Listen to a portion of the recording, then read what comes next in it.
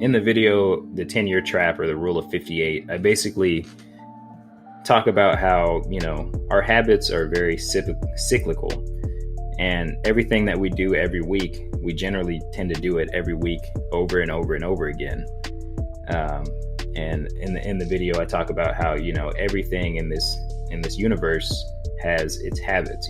Earth goes around the sun, all the galaxies, everything moves according to its habits. And at a much lower level, there's us and how we move through our life every week. So the 10-year trap was basically to say, if you had to do everything that you did this week over and over and over again for the next 10 years, what type of person would that produce? So you have to look at things like, how much did you exercise this week? How much did you manage your investments this week?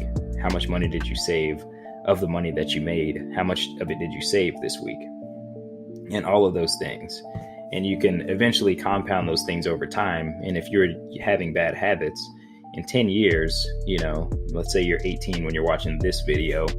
In 10 years, if you were to have bad habits and you show up to your 10-year reunion, you're going to be that kind of slovenly person. You're going to be that person who's like, hasn't figured out their career.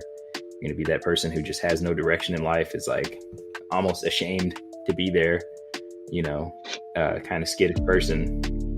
Whereas if you've had good habits, it's not like a linear thing, like being out of college for 3 years, I see that I'm putting like the first year out of college, I put like a slight gap on some people. There's like you can see there's a little bit of a difference. Second year, bigger gap. Third year, bigger gap. It just compounds. And then by the time it's like 10, 15, 20 years, it's like, wow, this guy's like, lives in $1 million home, and this guy still is in student debt right 10 years later. So yeah, it just gets so it preaches that consistency, right? And it's not to say that if you had a bad week you're screwed, but in general, if you kind of think about each week, saying, if this is what I had to do every day or every week, am I going to be where I want to be?